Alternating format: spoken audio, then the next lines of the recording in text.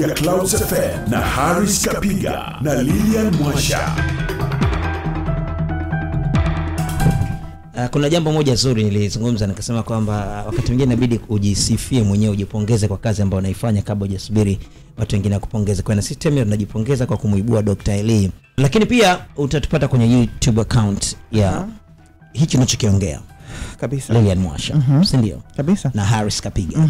Alafu utakutana na picha nzuri ambazo zimeenda shule kweli na hao wanaitwa Motion Pictures Entertainment, wanafanya mambo ya filmmaking, short films, documentaries, TV, matangazo, wanashoot maharusi, send off, kitchen party, vifaa vyote vile ambavyo unataka kufanya wao wanafanya na wana vifaa vizuri kabisa. Nambari ya simu ya kupiga kama unataka kuwasiliana nao ni 0715 962 700 0715 962 700. Mawasiliano yenye weledi ndicho ambacho tunakizungumza, na tunaye Dr. Eli VD wa Miniani ambaye amenisaidia kitu kimoja kizuri. Amenisaidia hata mimi. Kumbe katika mawasiliano yenye weledi usihangaike unachokiwasilisha kwa watu waelewe kama unavyoelewa wewe. Kwa sababu kila mmoja ana ubongo. Toa maelekezo, halafu kila mmoja tadaka kwa namna yake, halafu maisha yaweze basi ndio maana nao dokta ninaanza kuelewa kwa nini kuna ugomvi mwingi sana kwenye mitandao. Umenielewa? Kwa sababu unaweza ukarusha kitu, ukawa umeandika kitu, ukawa unafikiria hivi. Alafu mtu mwingine akaibuka from nowhere, akakupinga vibaya sana na kile unachokisema. Na unakuwa unajiuliza mbona wakati nina post sikumaanisha hivi. Lakini mtu mwingine kabisa Harris anaweza kuquote tofauti, au hata katika maisha, sio tu katika mitandao, katika maisha ya kawaida kabisa. Hata mke na mume.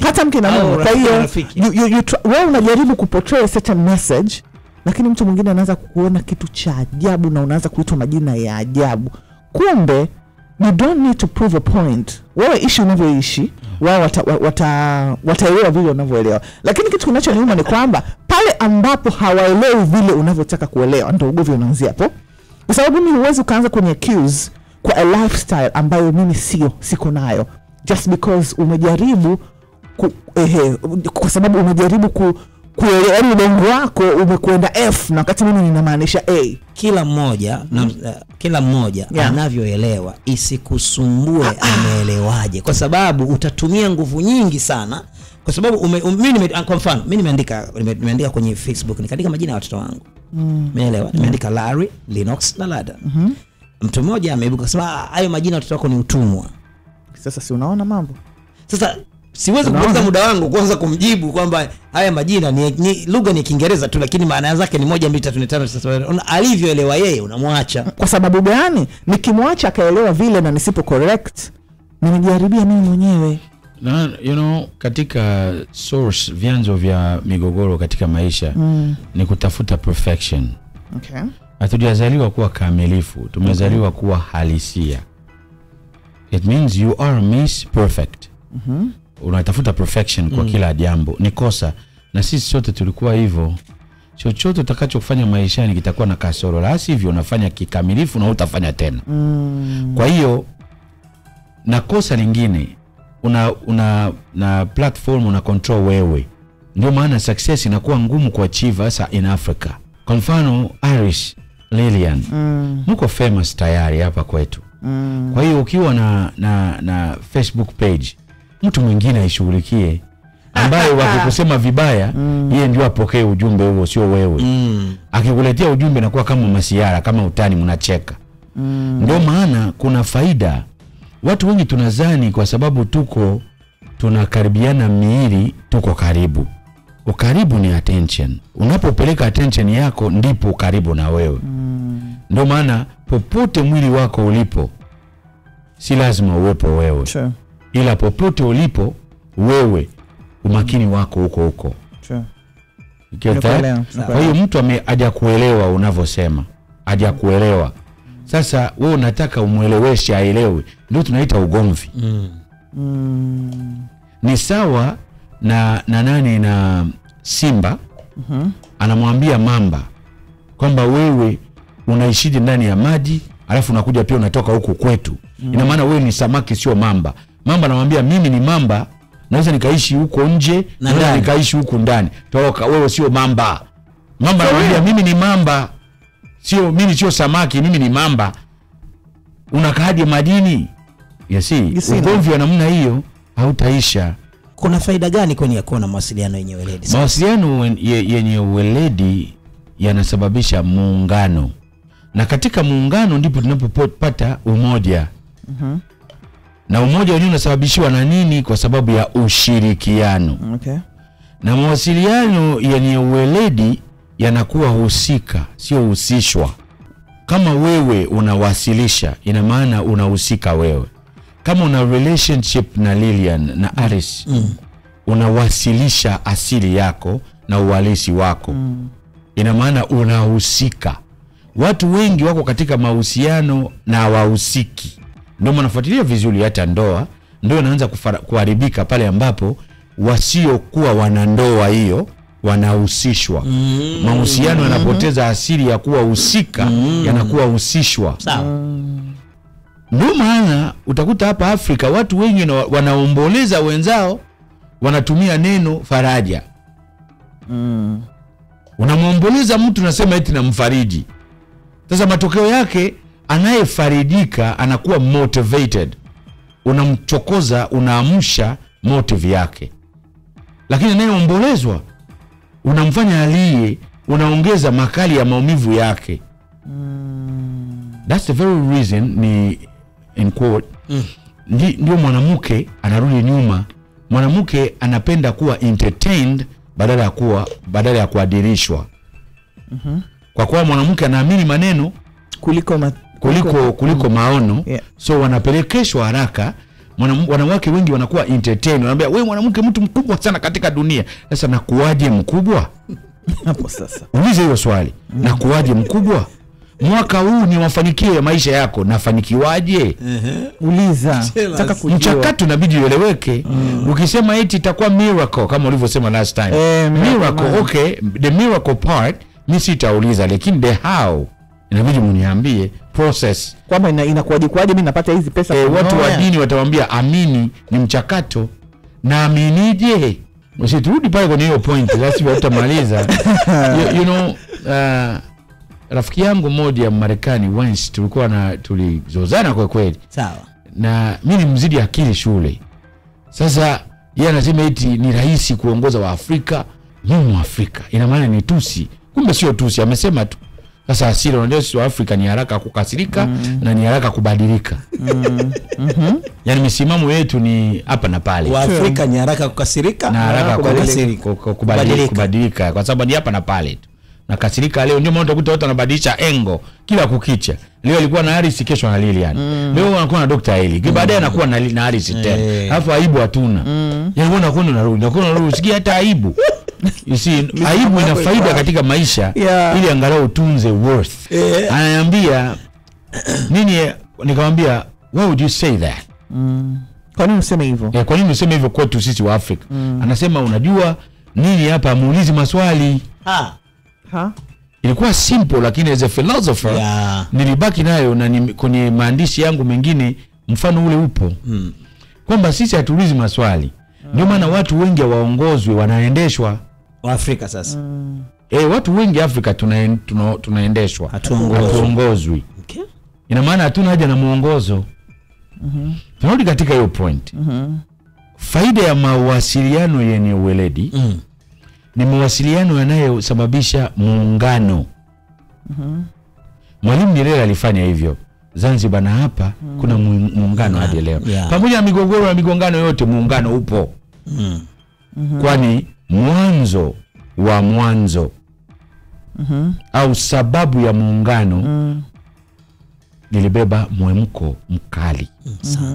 Wenye mahusiano wa ndoa, muungano unakosekana. Kwa nini? Kwa sababu watu hawasilishi mwemko. I'm gonna give you an example. Napeleka lugha nyepesi sana ili watu wote tuelewe. Kwani asiyekuwa na akili duniani hayupo. Tatizo ni matumizi ya akili.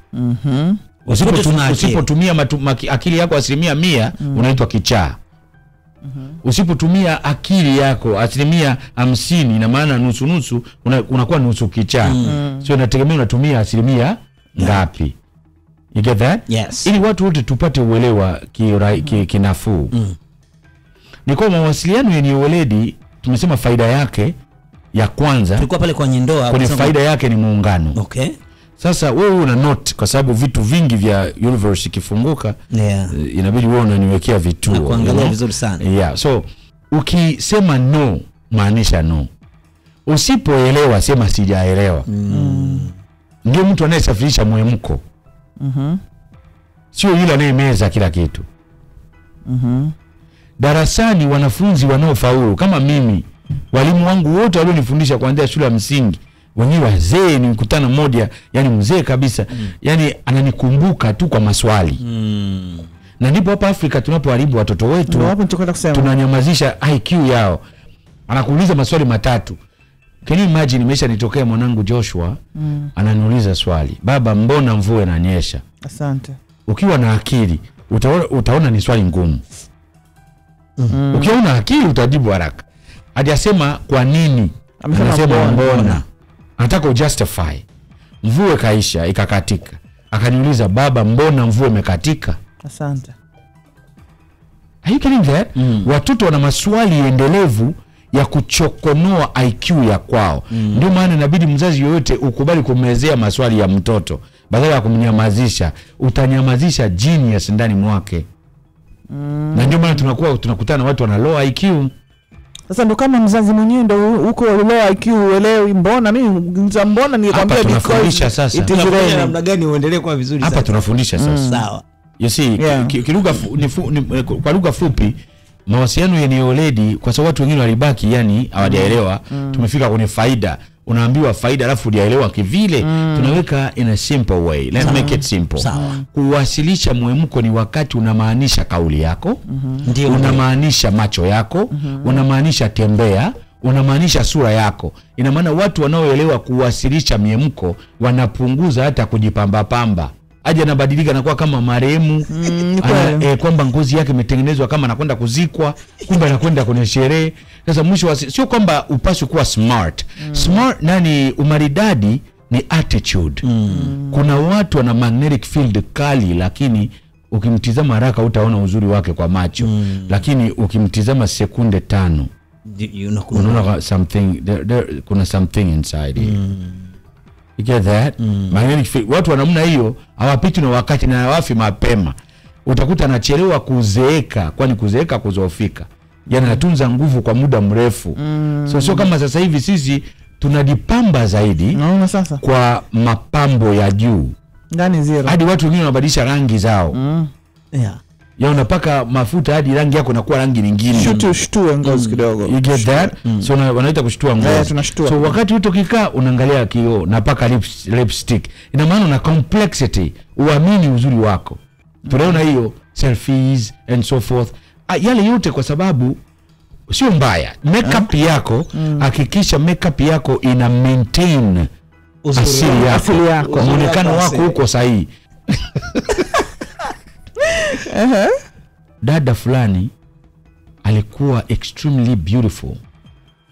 Siku nakwenda kumtembelea miaka mingi iliyopita, nadhani mwaka 90 au 91 something. Nakwenda kumtembelea kwake asubuhi. Sijamuona muda mrefu. Nikaenda na sekretari wangu, tukaenda kumtembelea asubuhi. Kaingia kwake, anashindwa kutoka. Why? Hajapaka no reason. Hajatoka sasa. Subiria nusu saa. Mnisema naumwa. Sisi tunakuja tumtembelee nusu saa mtu atoke. Dakika 45. Mimi nataka niambie dereva tuondoke. Sasa ndio huyu anatoka. Sasa kumbe alikuwa anajipaka ili angalau aonekane kama alivyo tulivyomzoea. Sasa amekosea kupaka chapchapu. Sasa huko anapaka CD mnaita nini hiyo? Yani anapaka vitu, yani rangi yake inakuwa tofauti. Sehemu nyingine kama ameungua, sehemu nyingine amepaka rangi. Au ni ugonjwa daktari, alikuwa anauma sana. Sio ugonjwa. Yani ni mapambo yale, au ndio marembo, sio urembo. Makeup hiyo kwa Kiingereza, sasa kwa Kiswahili ni nini? Vipodozi. Yani amejipodoa kiasi cha kwamba amesahau rangi. Kapodoka. Yani aliapodoka sasa. Hiyo siku ilikataa. Sasa tuendelee. I'm telling you guys. So alivyokuja mimi nikaambia watu, what is happening? Who's this girl? Huyu mwanamke, huyu ni nani? Sio zombie. So yani almost tulikimbia. Lakini sauti inakuwa ya kwake, hivyo tusalimia. You see, so mfano huo ni kwamba mtu inabidi uwe pure natural. Ukiwa na pure natural kuna secret ndani. Okay. Turudi kwenye ndoa. Tuko kwenye faida ya ndoa nyingi hazina muungano. Kwani muungano ni faida. Ndio maana mkiwa mna fight kutunza muungano mtafeli. Migogoro itazidi. Inabidi muendeleze asili ya muungano. Kinachosababisha muungano kuwepo ni mawasiliano yenye uweledi. Unafiki usiwepo ndani. Na mahali ambapo unafiki haupo pana uhusika.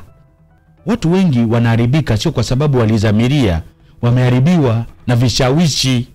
Ndugu msikilizaji, hakikisha kwamba una limit watu wa kucommunicate na wewe. Unachuja watu wa kuwasiliana. Watu wa kuwasiliana na wewe. Kwa kadri unavyofanya hivyo, unajifanya wewe kuwa special. Ukiungana na mwingine ambaye ana asili hiyo, mtaunganika ipasavyo. Ndio maana ndoa za zamani zilidumu, kwa sababu hawakuwa na WhatsApp, hawakuwa na Facebook, hawakuwa na internet, na sio kwamba walikuwa extraordinary, lakini walikuwa madhara yalikuwa minimal. Lakini sisi sasa hivi tuko way too exposed. Ndio maana tupaswi kuwalaumu watu pia. Yani majaribu ni mengi sana. Terminal ya Clouds FM tunazungumza na Dr. tukiwa tumepewa nguvu kabisa na Tigo pamoja na Motion Entertainment Pictures, na daktari au Dr. Eli VD Waminiani amezungumza faida za mawasiliano yenye weledi. Amesema faida moja tu ambapo amesema kwamba huwa inaleta muungano, umoja.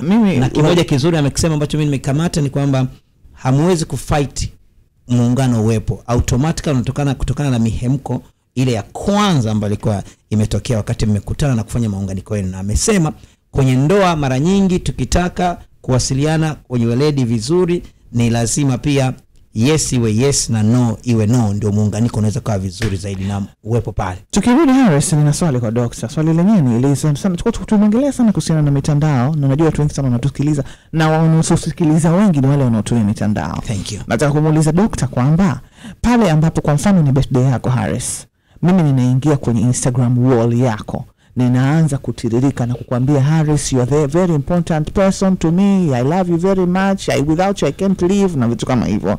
Hiyo ni mawasiliano sahihi? Na ukitaka mawasiliano yenye uweledi kuona hiki ambacho tuko nakizungumzia, Motion Picture Entertainment wametengeneza picha zote ambazo tutakuwa umeziona kwenye YouTube account ya Harris Kapiga na YouTube account ya Lilian Mwasha, lakini pia hata still pictures utakuwa umeziona wao ndio ambazo wamezitengeneza. Hawaishi hapo tu, wanafanya vitu vingi vizuri. Mashine zao ni za uhakika. Wewe nenda tu YouTube account uone. Na kwa mawasiliano kama unataka kuwasiliana nao, piga 0715-902570. Ubongo wa kiume na ya kike, something like that. Yeah, tuko tofauti. Sifa za namna hiyo zinafaa kwa mwanamke kwa ubongo wa kike. Kwa mfano Lilian, ukiandikiwa na Harris hata page 10 akiwa na kusifu, utafurahi. Dunia nzima ijue. Lakini wewe ukimwandikia hata page 1.5, hata soma yote.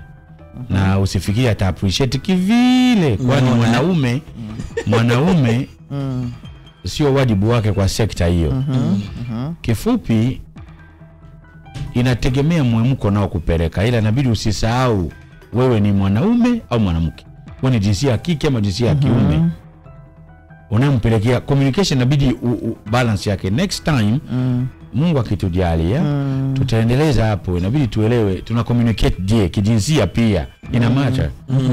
Ndio maana wanawake wengi wana complain. Mwanamke mara nyingi anataka kuimpose presence yake wakiwa hadharani na mume. Alright. Na kwa taarifa yako, anayempenda mtu anafanya, asemi. Asante. Haijani Anatenda. Sio kutenda. Kutenda nayo ni kuandika, nao ni action. Sawa. Yes, anayempenda mtu anafanya, asemi. Fafanua kidogo. Hapana, kwa kweli mimi need to tell me. Ndio na tuko katika mawasiliano yenye uweledi ni pana kwa sababu matendo kamili yasiyo na unafiki ni mawasiliano yenye uweledi. Kujibu kwa swali la kwanza ya Lilian ni kwamba ukiwa unamwandikia mtu sifa ni tofauti na ukiwa unamsifu kwa matendo. You get that? Yeah, kabisa. Yeah. Watu wanaosifu kwa maneno ni wengi mno. Hata ukienda kwa majukwaa ya dini kila mmoja anasema namsifu Mungu, anamsifu Mungu, lakini kimatendo Mungu asifiki. So Mungu anahesabu nini? Maneno yale au matendo? Ndio maana ukichoma nyama ya ng'ombe, harufu unaopata pale ni tofauti na ukichoma nyama ya kuku. Kweli au mbuzi. Harufu ndio asili yao. Kwa hiyo inategemea, ndio maana manukato ni harufu hiyo.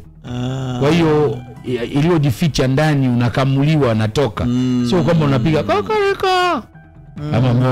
No, that's not praise. Asante. Harufu hiyo. Asante. Nitamalizia kwa kusema labda kwa pointi hiyo kwamba muungano ni faida nambari 1. Watu wote wasiokuwa wanafiki, wanafunzi wanaotusikiliza sasa hivi. Kabisa. Ukiwa shuleni usimuogope mwalimu. Umuulize akupe maelekezo. Kwani angekuwa anatoa maelekezo usingekuwa na swali. Mtu akwambia nenda pale kona alafu ingia kushoto, ni maelekezo sio maelezo. Kama hujaelewa unauliza. Sasa mtu akwambia ukiona ukifika pale Mbuyuni alafu uwaulizie watu, ni maelekezo hayo. Ni maelezo. Sasa maelekezo, mwalimu wako wa shule usijifelishe mwenyewe, analipwa ili akufundishe. So usipoelewa somo uwasiliane naye kwa mwemko. Mwalimu sija kuelewa, naomba unieleweshe vizuri. Sasa ukiwa unafanya hivyo, kama hujaelewa unaonyesha kabisa sijaelewa, unatengeneza muungano kati ya ubongo wa kwake na wa kwako. Utaanza kumuelewa kwa kadri unavyomhoji. Ndio maana dini inakuwa na walimu wa karibu. Kuna mashehe, kuna wachungaji, kuna mapadri, kuna maaskofu, viongozi wa karibu, ili muwaoji kwa kadri mnavyouliza. Mnakumbuka hata Yesu alikuwa na wajibu mitume maelekezo kwamba nilikuwa namaanisha hiki nilivyokuwa nawaambia wale watu mfumo fulani. You see, kifupi inabidi mtu yeyote ambaye amekaa mbele yako kama kiongozi wako usiende kumuongelea nje. Achana na historia kulalamika mbali. Sogea karibu na muhusika mwenyewe. Umwambie kwamba mume wangu hiki na hiki sio sawa. Bosi wangu hapa hujafanya sawa. Usiende kwa colleagues, kwa classmate, mnamsema mwalimu, mtadisconnect na yeye, mtakosa muungano. Na msipoungana na huyo mwalimu, mathematics mtafeli, historia mtafeli, kemia mtafeli, endapo yeye ndio atakuwa amesimamia masomo hayo. Ukiwa against mtu uwezo ka work together. So I understand. Yani kumbe ukichukia alafu ukamsema unajidisconnect. Absolutely. Watu wengi tunafikiri tuko mbali, tuko karibu sana. Yes. Usizani watu wako mbali na wewe sana. Maneno unayotamka kuhusu watu, uwe makini na kinywa chako. Kwani you never know. The world is full of surprises. So unamsema mtu vibaya, kumbe yeye ndio daraja. Utapitia wapi sasa kesho? Unafikiri ulipovuka unakwenda, kumbe huko Kigamboni, lakini yule ni Pantoni. Utavukaje kurudi huku? So uwe makini katika sekta ya mawasiliano. Ujumbe kwako ni kwamba uhakikishe kwamba unawasilisha unavyojisikia katika mwemko wako. Usiwe nafiki. Kama unamfurahia mtu amefika, mume wako amefika, mke wako amefika, unahisi kama kumbusu. Sasa watu wengi hasa kwetu hapa Afrika tunawasikia watoto aibu, kumbe tunawaharibu. Watoto wafatishi maneno, wanafatisha matendo na mifumo. Kama wewe na mama Amuli mnagombana wakati wote, wataona ni kawaida. Wataenda kuendeleza asili hiyo kule wanakokwenda. So unatarajia majanga uzeeni, bora mateso udianani kuliko majanga uzeeni. Kwani una nguvu bado, hakikisha watoto wako wanaelewa kubusu ni sahihi. You see, baba anatupenda, na tena faida mtoto anakomaa vizuri akiwa karibu na baba kuliko mama. Hiyo ni fact ya kisaikolojia. Yeah, so hiyo ni fact kabisa. Mtoto aliyelelewa na bibi na mtoto aliyelelewa na babu, usiende mbali, wako tofauti kabisa. Babu na bibi. Tunarudi nyuma sasa. Yani mtoto aliyezaliwa na babu na bibi, aliyelelewa na bibi ni kesi wazazi ya wapo. Amelelewa na bibi. na yule aliyelelewa na babu wako tofauti kabisa. Kwani mama ni mtunzi wa sheria na baba ni mwalimu. Mwanamke anaongea kwa mfumo wa sheria. Ukiwa na girlfriend Aris kwa mfano, wewe umeshaoa, lakini ni yani mfano tu. Okay, ni It's okay. Figurative speech. It's okay. Yeah, hypothetically. Yeah. So unamletea mama yako mchumba, kama mpendi atasema kabisa huyu mwanamke simtaki. Mwanamke unaotakiwa uwe naye ni yule pale, yule binti wa kona. Lakini baba atakwambia unabidi uwe makini, ndio wanawake wa siku hizi. Inabidi uangalie ABC. Baba ni mshauri. Na ndio akina baba wanaotusikiliza muelewe kabisa mtoto akui vizuri mbali na wewe. Na nini wakina mama mnaowatoosha watoto kwenda mbali na baba zao? Utafeli kuwalea. Hapo sasa. Watakuja kukuita mchawi in near future. True. Thanks. We love you guys. Sante Dr. Eli. Unaitwa mchawi yale. Ngoja naondoka na moja. Bora mateso ujanani kuliko majanga uzeeni. We'll be right. Terminal ya Clouds FM na Harris Kapiga na Lilian Mwasha.